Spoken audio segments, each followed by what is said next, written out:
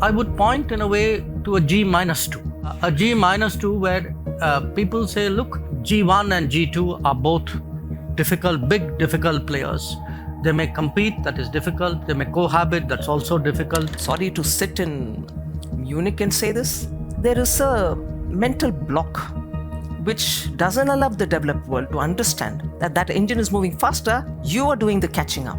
You have talk about accesses, Turkey, Pakistan, Saudi Arabia, creating some alliance. In the region that this is really a spur of the moment thing.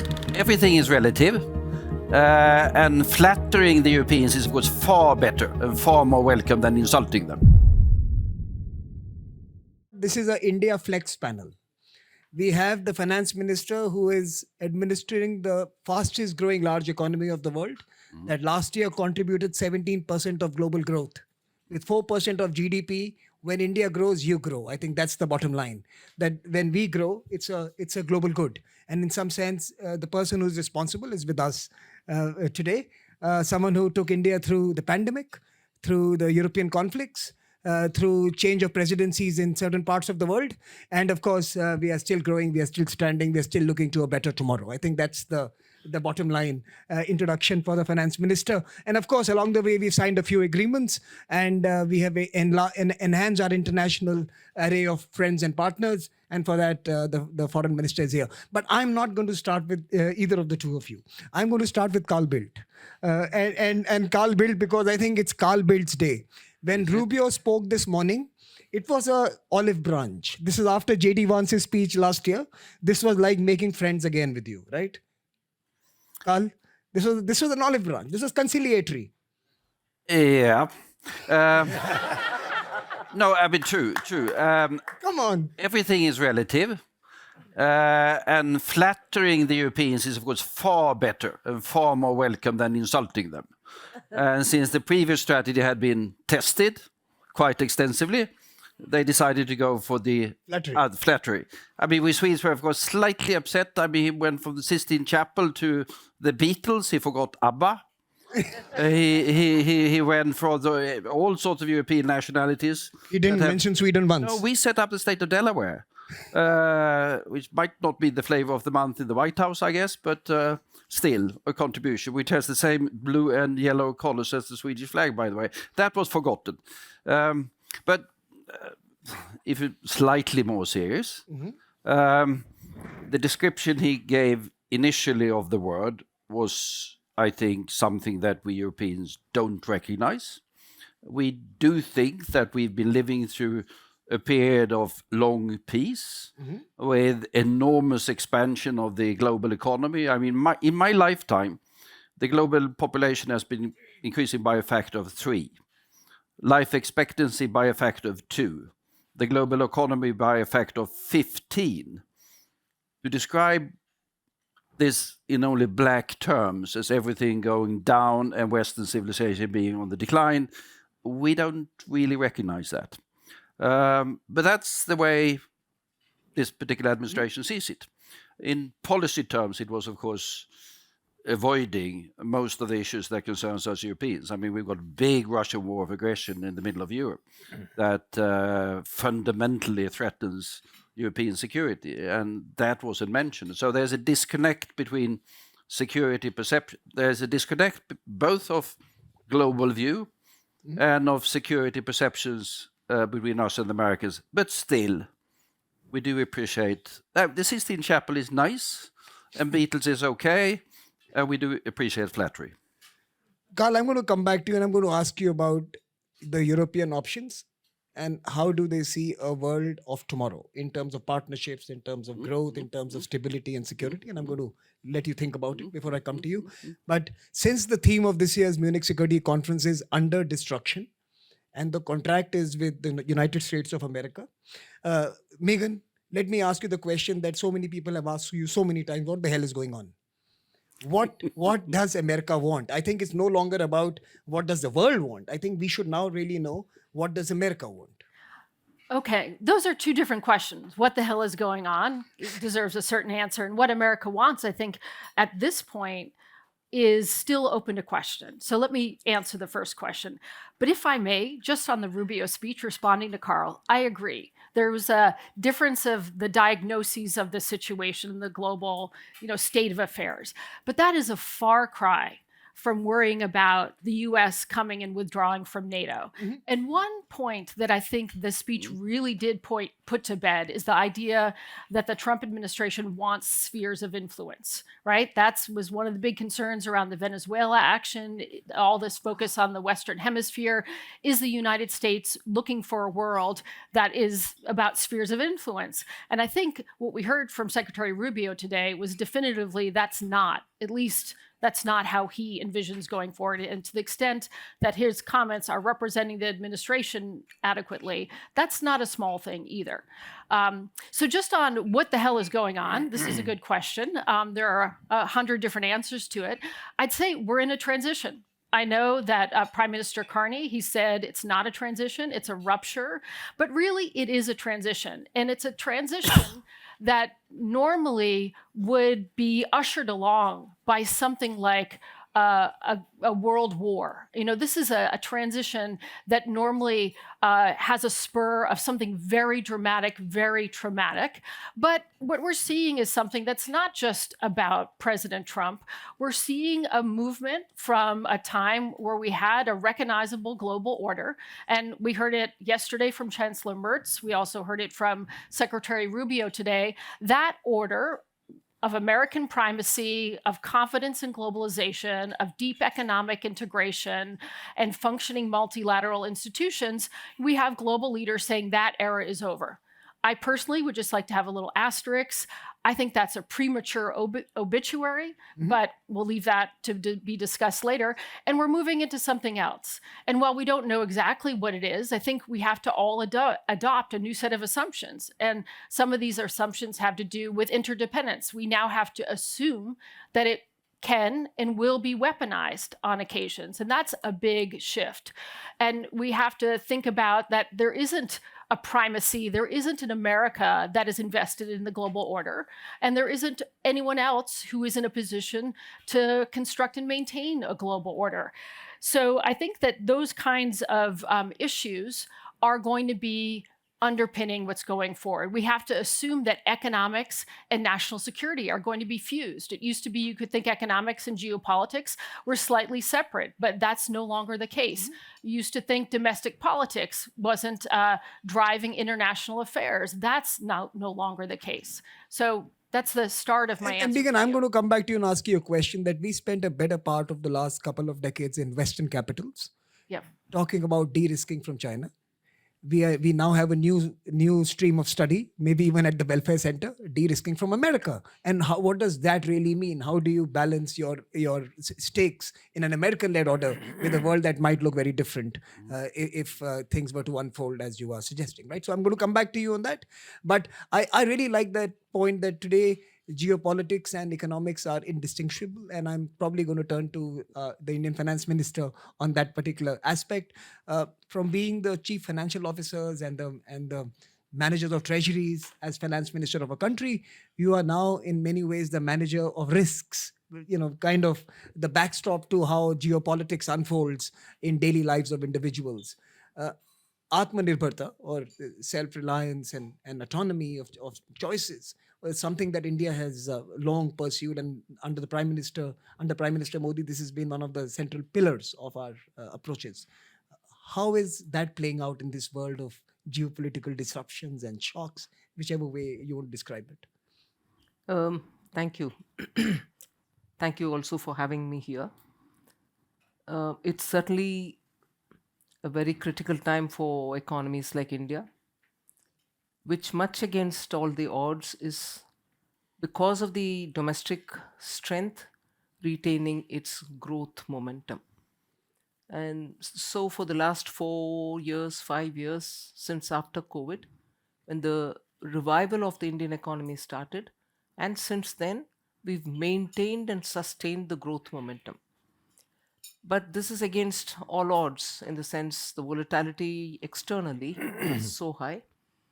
And I would upfront put a line which I thought would be the best conclusion for your conclave today is, if there is stress because of the global uncertainties, no country can achieve stability unless, even under the stress, unless your domestic policy has the agility and the strength with which it can mitigate or offset the imported volatility which all of us will have to suffer. Today, I don't think the global volatility has left any one country untouched, just as COVID didn't leave any one country untouched. But if all of us are struggling to bring our economy to do something for its own people's sake, it is only possible, and I would strongly request you, your members of the think tank, to study this. And I would think India is able to offset the imported volatility only because of our domestic policies, agility, and also because of the large domestic market we have. Now, with that said, equally, the volatility is not because of one country or another which is playing as the, I'm not sure if I find an equivalent word, the takedar, The arbiter of arbiter or whatever. It's my role, for whatever reason, I'm not commenting or judging on it. But that has become possible, and that has gained traction today in one particular language, earlier in a different particular language, which continues also even today from the other side of the globe. Sorry.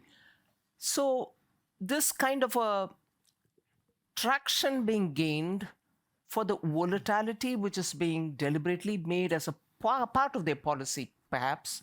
You very nicely said about the sphere of influences which the Americans would want to create. Earlier, you would want to see how the influence of Chinese were happening because of the economic strength. But all this is gaining traction only because, let's not forget, all of us have probably knowingly or unknowingly contributed to disabling, weakening, and bringing to nothing those multilateral institutions which we ourselves built post Bretton Woods.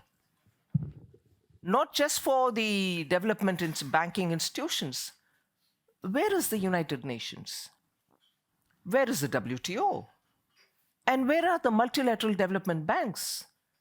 And I won't stretch this opening remark, but that is why in 2023, when India was the president of the G20, we insisted that we have some kind of a thinking in the group to say, how do we strengthen the multilateral banking institutions? They have to be nimble, they have to be ready, they have to see challenges which are coming, whether it is weather, climate challenges, or funding of, God forbid, another pandemic. Who's going to take the burden? Or one big climate disaster. Who's going to look after them? The island states. So all this is happening because in the last few decades, all of us have knowingly or unknowingly undermined institutions which kept some global order. I'll stop there. Thank you, Finance Minister. My next question to you would be on, we talk about reforms, but fundamentally some concrete examples of what may need to change if we are to serve the most powerful growth engines of the world for the future, the developing and emerging economies. I'm going to leave that with you, but let me turn to the Foreign Minister, Dr. Jaishankar. I was a little disturbed by the title of the conference, Under Destruction. I was coming from Delhi, where in the last few months we saw an FTA with the EU. We saw a new trading arrangement with the US.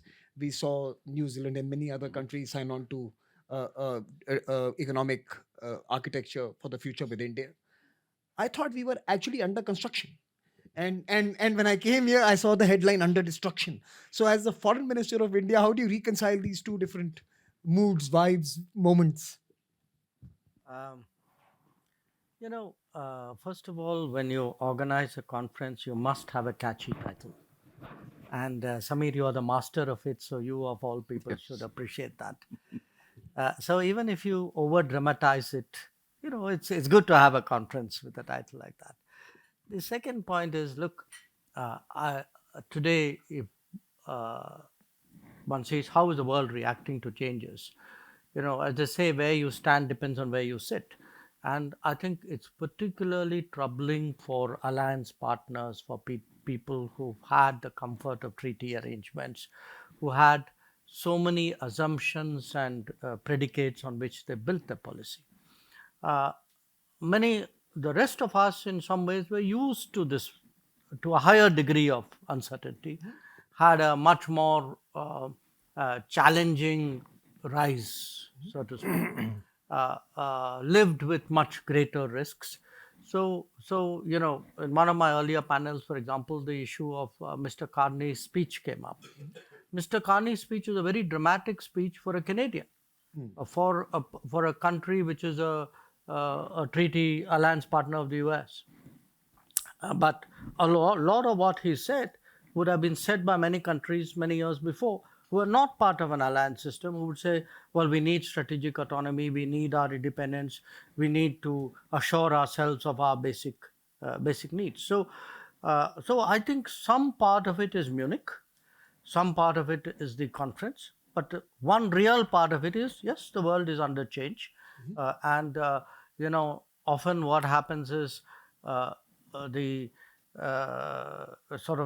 analysis needs to keep up with the pace of change, and the pace of change has been so dramatic, and the articulation of that change has been so strong, that I guess this is what would be a natural response. Sitting here last year, you had mentioned about some impending opportunities and risks. We had discussed that when you go out and go into a new world, you are taking chances, you are taking risks. What are some of the big moments for you in the last 1 year? And since we are doing this every year, I think it's a good time to chronicle some of what you may have experienced in the last 12 months. Well, look, externally, I would say the fact that we were able to do in the last 1 year the EU FTA. I mean, to me, it's an economic achievement, but I would really put it as a foreign minister, a foreign policy or a strategic achievement to some degree. The UK FTA, the one with the trade deal with the US. So actually, if you look at it today with G7, barring Canada, with whom we are currently discussing, we now have trade agreements with all of G7. So this would be an example of opportunity. Now, till it happens, it's a source of anxiety, but there were other issues. We had the challenge of terrorism, responding to cross-border terrorism. We had issues on stabilizing the management of our borders. But I in a way would like to come back to the point which the finance minister made. In very unsettling times, you need to have the patience, you need to have the fortitude, you need to have that willingness to play, if not the long game, at least the medium game. And you get that only when you have a very strong domestic foundation. So to that extent, I would say in foreign policy, we have been, what was happening at home with the economy, with the politics, with, after all, we are a democracy, the fact that we have won repeated elections at home, the growth rates that we've had, the export performance we've had.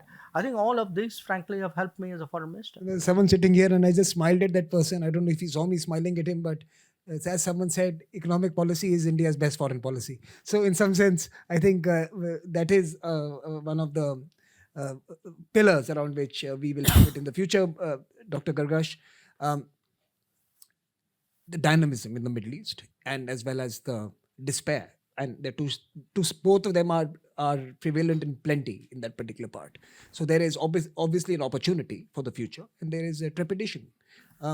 In this world where the region itself has its own vectors, how do you balance the imported volatility and the indigenous volatility of the region? How does UAE manage it, manage this basket of risks?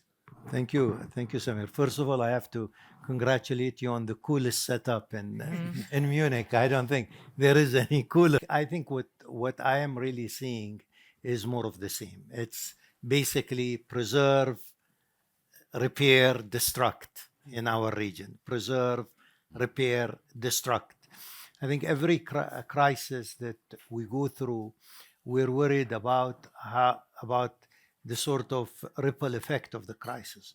When the war in Gaza started, one of our main concerns was basically the sort of ripple effect of the war, and that actually happened. There was a ripple effect that engulfed the whole period. Today, for example, as we look at the whole discussion around what will happen with Iran, our first basically impression from the region is preserve. So because I think the region is under a lot of basically going through the same cycle. So preserve, I think, is extremely important for our region. The idea that things are not perfect, but what we have seen is when they are tinkered with, they actually get worse. And then we go into destruct and repair. And I think this is what we are also seeing in Gaza today through a whole program of trying to repair the destruction of that previous period. So I think the first thing to say about the region in this current very difficult period, where we know that one of the big conversations of what happens next in Iran, the voices in the region are saying preserve, resolve politically. Do not resort to military action because the ripple effect and the cost will be too high for whatever you're thinking about. So I think we are very much in that cycle. Today, for example, as the Board of Peace will meet, you're going back to repair, and you're repairing also what was destructed. And Syria is the same thing.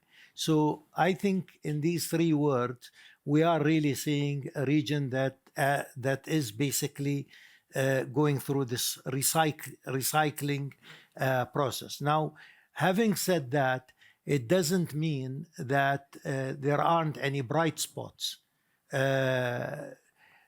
Minister Jaishankar spoke about FTAs. Our FTA with India, our relationship with India is a bright spot, for example, in the region, because, as you said also, economic policy is not only the best foreign policy for India, but I think for a lot of countries, actually.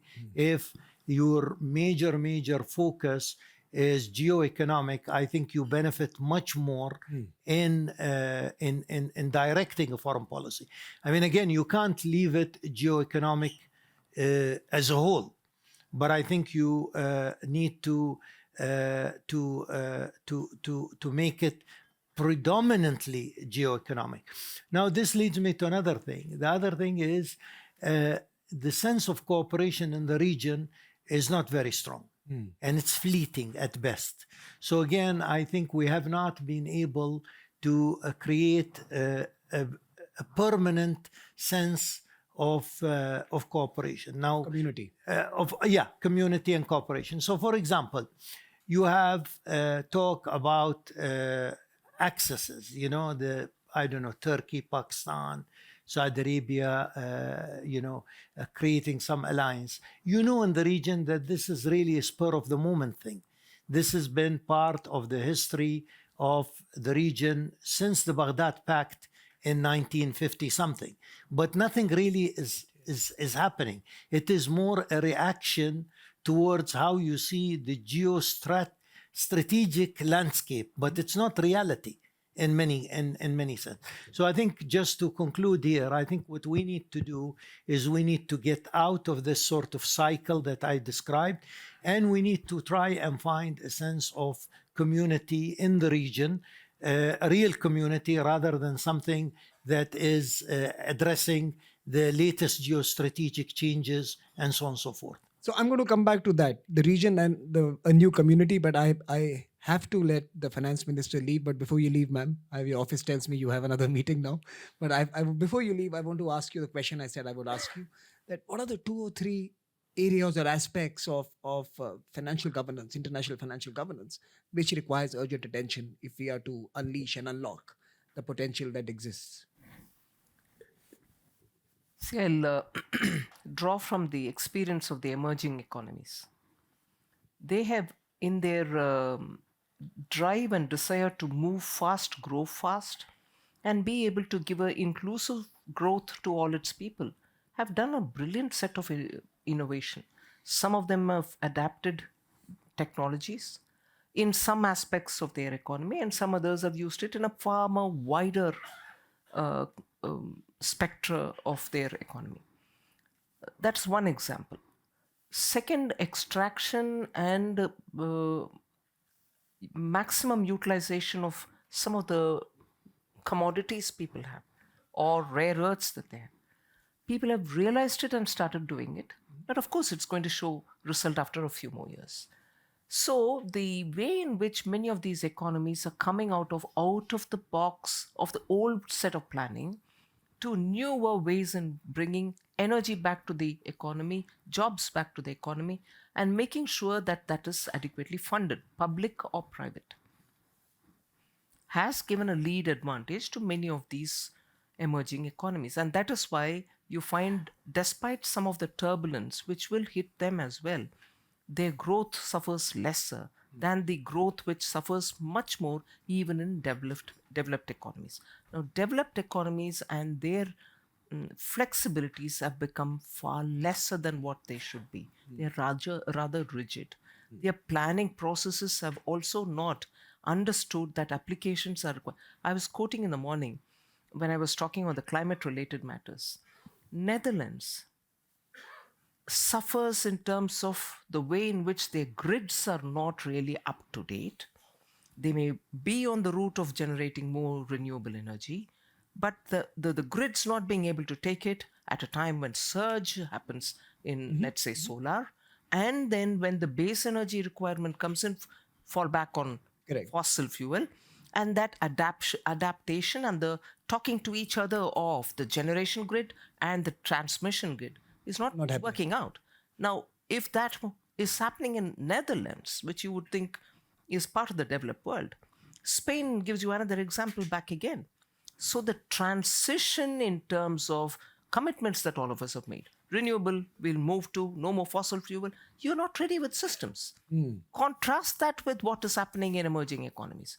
They're bringing in emerging newer technologies, not just in energy, but also in very many different ways. Get your rare earths, get your processing done, be ready with chips. I can give 3-4 such examples. The old order has given a comfort to many of these economies, which are largely G7 and countries. They're not nimble-footed. Similar is the case of institutions. Whereas the demands coming from emerging economies, which are moving fast, is we are the engine for global growth. We are showing nimbleness. Come on, why won't you want to do that? So the global transition, I've taken energy as an example, I've taken digital adaptation as the second, is slower in developed world than in the new emerging markets. So this, I think, has I'm sorry to sit in Munich and say this, there is a mental block which doesn't allow the developed world to understand that that engine is moving faster. You are doing the catching up. That's true. It's a difficult bit to bite, but I leave it there. Ladies and gentlemen, please applaud the finance minister of the fastest growing economy. Thank you so much for joining us. I know you have to leave. Yeah. So we will continue this conversation, but we'll allow you to leave, ma'am. Thank you so much. Thank you very much. Let me ask you, Carl. I had left you with a homework question. I mean, you can also talk about being more agile and nimble and catching the beat. But tell me, as you sit here and as you see over the last 12 months since we last met, the world changed in certain ways. How is EU looking at a new world where its new friends and new partners could be quite exciting? Well, you see concrete examples of that in the last months or whatever it is, with both the Mercosur agreement. It's been under negotiation for a long time, but anyhow, it came to fruition at a time which was very good. And then the India agreement, which has been under negotiations for, I think, 17 years or something like that, a long period of time. Both of them coming at the same time. And I think that was an expression of the fact that sort of in is a word of volatility, of uncertainty, of turmoil, particularly when it comes to trade, due to US policies primarily. Europe seems, we are keen to preserve what can be preserved of a rules-based order concerning, in this particular case, trade. Develop partnerships with the emerging and growing parts of the world. We are, of course, Munich, transatlantic. The transatlantic economic relationship is the by far deepest and most extensive in the world in terms of trade, FDI, capital, whatever. But 60% of the growth in the global economy is in Asia Pacific. And that requires new arrangements.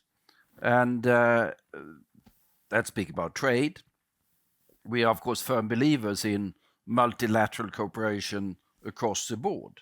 We have the AI summit coming up in Delhi next week. Not quite the same thing, but obviously we need a dialogue on those particular issues. It might be that we need sort of guardrails and agreements as well. Can't do without it. The COVID, the pandemic. You guys are very good at putting guardrails. I think you should now talk about how India and EU can create innovation using AI and emerging technologies. Is that not what we are trying to do next week? I mean, I was surprised by the fact that we have 100 Swedish businessmen going to Delhi next week dealing with AI. That's quite a number. I mean, not much by Indian standards, I have to say, but by Swedish standards, it's quite a lot. And that's an expression of the fact that even when it comes to take AI, global health is something that worries me. We've not seen the last pandemic. We can only deal with it by cooperating. Climate, which one is forbidden to mention in parts of the world these days. We're in Europe, it's okay. You're safe. You're safe here. Yeah, I'm safe here. Okay, fine. Clearly, we need to work together on energy and related issues. So it's a fairly broad global agenda that we must deal with together. And the more we can deal with that based on rules, the better from the European point of view. I mean, we heard sort of Colby from Assistant Secretary of Defense or whatever he is, sitting in this particular chair the other day saying the rules-based order was a bad word that should not be mentioned. That is not the European point of view. Okay. Megan, I left a question with you. Yes. If it wasn't difficult to de-risk from China, the world is now challenged to think about also life that protects it from the excesses of the US. Now, how do emerging powers, developing countries, middle powers, whatever description you want to use, Sure. how do they pan out? Sure. And you earlier referred to the Belfer Center having research on this. It's not on de-risking from America. It's more on middle powers and how they're navigating a new landscape. So slightly different. I guess maybe I would say three things at this point. I understand the push of not just middle powers or emerging economies, but Europe and others. I understand the push for strategic autonomy, which is another one of the phrases that we're hearing a lot. And I would simply say that strategic autonomy does not mean severing ties. It just means creating options. And so the de-risking that you're referring to, I mean, as you rightly say, Samir, de-risking from China has been very costly and very difficult. And de-risking from the United States, because of the size of its market, its technological dominance and financial dominance, would be even greater or impossible, I would say. So the idea is just to create options, and that is a form of de-risking which can be done and is underway. So that's the first thing. Strategic autonomy is not severing relations. The second thing is just the fluidity of diplomacy. That's another going to be new normal, and we're already talking about it. We're talking about these trade deals. We're talking about it, and the AI conferences in India. There's just a whole lot of things going on that are not driven by the United States or even China, and that is a positive thing. And I think that's part of the way of managing some of the global risks. And the last thing I would say is just, and I call me what you will, but optimistic, I think, is a fair word. Don't give up on the United States. I think that I'm hearing the United, and I understand, I understand, particularly from a European perspective, everything around Greenland. I understand that that was fundamental to the relationship. And so I'm not saying that the relationship hasn't really suffered recently, but I would say that putting America in the same basket as China and Russia doesn't make sense. And it hurts a little, right? But no, I get you. I get you. And just to finish on that point, just look at the history of American resilience, and look at what's happening in America. It's early days, but there are a number of ways in which Americans are saying, we actually don't like what's going on. We don't like what's happening in Greenland. We don't like what's happening in Minnesota. We don't, and so you're starting to see that. So, not to say that others shouldn't be taking action to secure their own future with a different kind of America, but I would, as Gideon Rachman put it in his column, I would keep an open mind. Open mind, Dr. Jaishankar. Statecraft and the global order, in some sense, both in a virtuous, sometimes vicious relationship. While we can certainly see the texture change in the transatlantic relationship, and therefore the undergirding of the global order as we know it, the transatlantic relationship being the base, we have not necessarily seen the emergence of any new arrangements that can undergird the future. I'm asking you to just wear a thinking hat. What are some of the relationships for the future that could actually support growth, stability, prosperity, and peace in the decades ahead?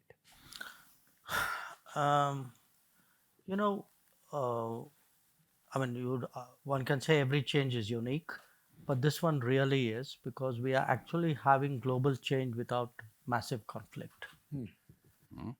And because that is happening,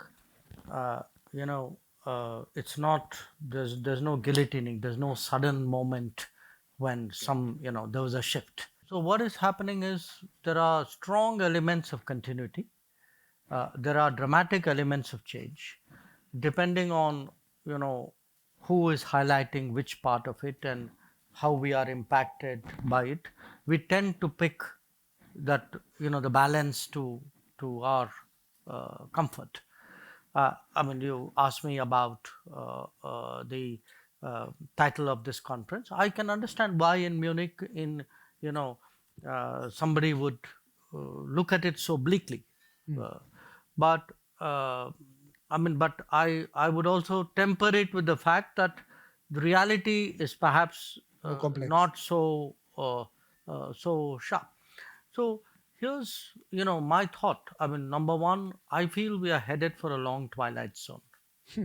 And a long Twilight Zone where some parts of the order will remain, some parts will not, some organization will remain, some won't.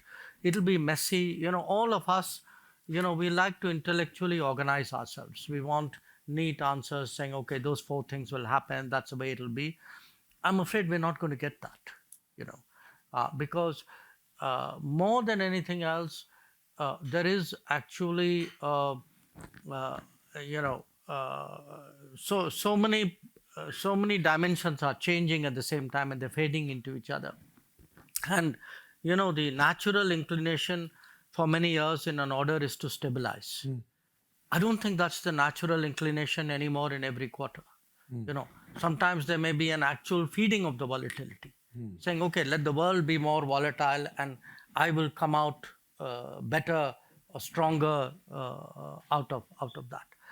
The second, and I'm picking up on something which Megan said, there's, particularly in our part of the world, there's always been that concern about what is called the G2. What happens when US and China get together. And, it has a history which goes back, I think, to Obama's time and so on. But I would point in a way to a G-2. A G-2 where people say, look, G1 and G2 are both big, difficult players. They may compete, that is difficult. They may cohabit, that's also difficult. They may be opaque, that's also difficult. So let's all develop our own thing, and find. Now you could say in a way this kind of ties in with what where Carney was going. Carney, of course, said middle powers. It may not be limited to middle powers. There may be Bigger ones also. which brings me to the last point. I mean, to me, that is what the de-risking is going to be about. Look, nobody. I don't think anybody is saying, "Oh, I'm going to move away from the U.S. or disinvest from the U.S." In fact, the experience of the last year, everybody says, "Let me find more ways and safer ways and redundant ways of engaging the U.S. so that if those three things don't work, the other two things will work." So I see, in a way, this is half a joke that in Nagoya they invented just in time, and Indians invented just in case. So we run high inventories. In case that happens, you do this. In case that happens, you do this. So I think the world is moving to a sort of a just in case. It'll be costlier because we will build more things for the rainy day, for the stormy weather, but a kind of a long transition, a G-2, much more de-risked focus. That's the kind of scenario I can see emerging. Dr. Gargash, I'm going to ask you the same question. Now, what happens to the region you're from, but in the wider global context? Big powers and their interest in your region, the frictions within.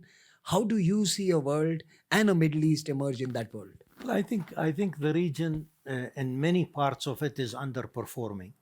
Many of the larger population countries in the region are underperforming, and a lot of the underperformance is also due to political choices. I think that is one area for a region to rise. You really have a region like someone described it as a two-speed region. One where you have the Gulf states doing very well, but many of the traditional centers of gravity in the Arab world, for example, are not doing very well. So clearly, you need, in my opinion, many of these more populous countries to perform much better. I think on the other hand, also to do that, you need a clearer sense of leadership, and I think you need a clearer embracement also of open market economies, together with the transparency that comes with these economies. You cannot do it any other way. You have to embark on it. You have to do it. And you take, for example, a country like Iran. Iran is definitely underperforming. For a very talented, large population, it's underperforming. And the way forward is very clear. Iran has to end the rupture with the West. It has to talk directly to the United States. And of course, we have to also do everything we can to avoid an attack or clash with Iran and to resolve this politically. But I think that is an important area. I think also the other important part for the region, as I mentioned earlier, we need more of a sense of cooperation. The idea basically is we have two options, an option of competition and an option of cooperation. In many cases, I think we opt for options of competition. Competition is not a bad thing if it's done within a clearer sort of rules that everybody abides by.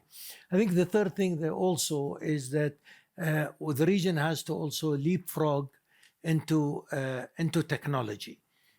Clearly, many countries now, new economies, etc., cannot go the normal cycle, but they have to leapfrog into technology. Now, in order to do that, you have to actually, as I said, embrace open market economies and so on and so forth.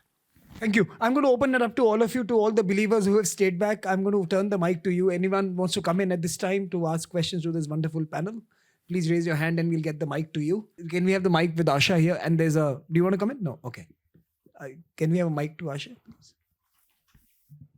I have a question for Dr. Jaishankar. Sir, if a scenario, transpires where the US ends up successfully becoming the hegemon, which it really wants to be sort of a global hegemon, take leadership in AI, take leadership in technology, take leadership even in military prowess, and even take leadership in Middle East. Would you be comfortable with that scenario? And how would you deal with it if it happened? I think that question is to Dr. Jay, but I'm going to go to all of you to answer that question. I think that's a good question for all of you to answer. There's a hand there. Can we get the mic? Yeah. Go ahead, Wolfgang. Please ask your question. Yeah. You spoke about, Mr. Minister, on the twilight situation. Will this period be based on rules or will it be without rules? The long twilight zone, is it rules based or is it chaotic? Any other hand? Last question. Sorry, thank you, Sophie Eisentraut from the MSc. I actually have a question for you, Samir, but maybe someone from the... Please ask.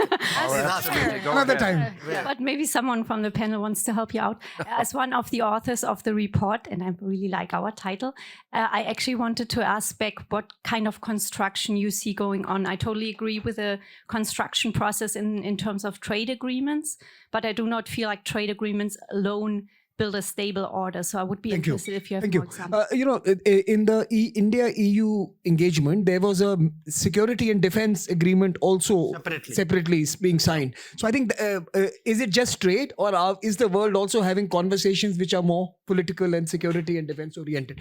3 good questions. US as a hegemon. Twilight Zone, is it rules-based or is it chaotic? And the construction that is happening, will there be political, military and security conversations happening amongst other countries? G-2, in the G-2 architecture. So Megan, should I start with you and go down the panel? I think good idea. Yeah. Sure. I won't answer all of them, particularly the Twilight Zone question. But in terms of, let me first take the hegemon question. I find it an interesting question because your assumption is that the US wants to be a hegemon, but actually I think what we're seeing is the exact opposite. What is so unusual about this particular moment is that you have an American administration that's dismantling American sources of power in the world. So that's not what a hegemon does.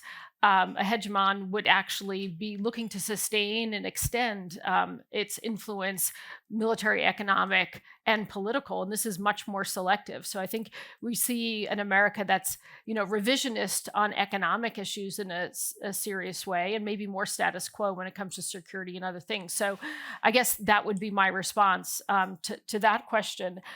In terms of evidence of the construction, I think it's really positive that we're seeing evidence of construction already. And I think trade is the most obvious one.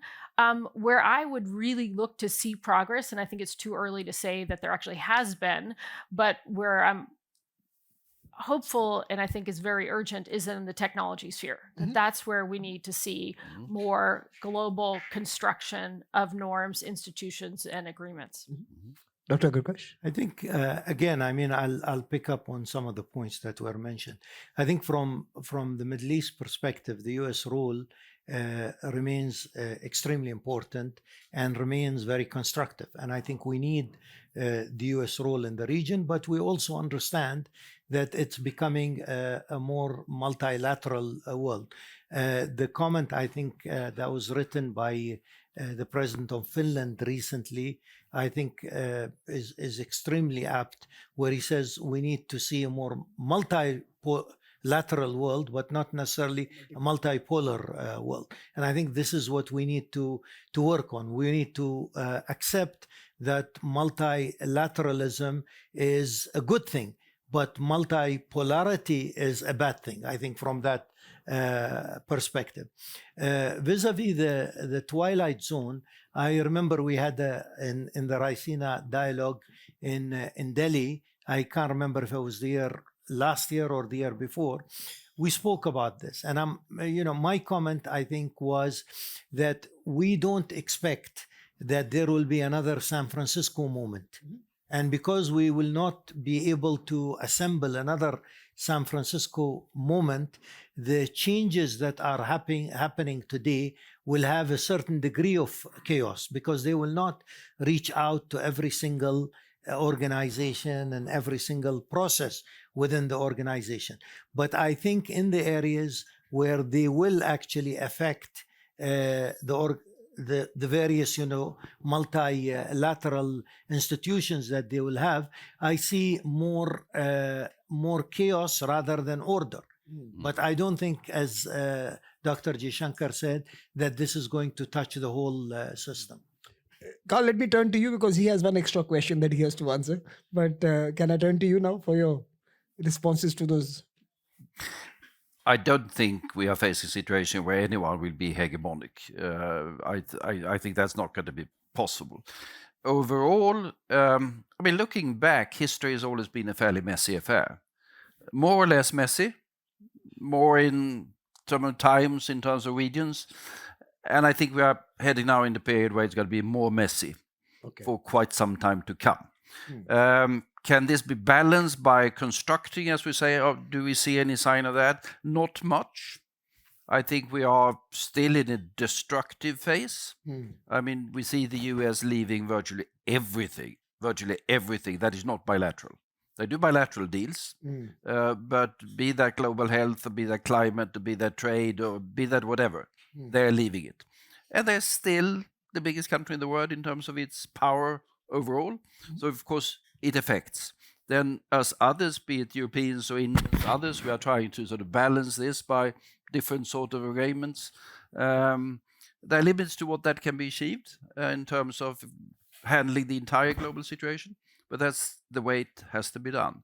But we are heading for a more messy period in history. And what you've done is you've cleverly responded to all three questions by using the word messy. That was a common adjective for each. So, final words to you. Well, let me first question say, in a way, I agree with both Carl and Megan, and in fact, Dr. Gargash as well. Look, I think it's not possible to be hegemonic anymore. And I'm not sure, as Megan pointed out, the US wants to be hegemonic. To the extent you have something like a national security strategy, it actually says, look, we are not here there to solve everybody's problems. We are here to look after our own stuff. And when our interests are concerned, we will step out there and do it. But, the consistent refrain for the last year has been, we are not the world's policemen, we are not the world's problem solvers. American people have paid too high a price for it, etc. So I think that seems to be the reality, because after 1 year, actions broadly tally with that kind of thinking. On the Twilight Zone, look, the Twilight Zone being Twilight will partially have rules and partially not have rules. And it won't be consciously people say, oh, there are nice rules and let me be a rule-abiding person. Mostly rules are observed out of habit and self-interest. So there will be many cases where protocols will apply, SOPs would apply.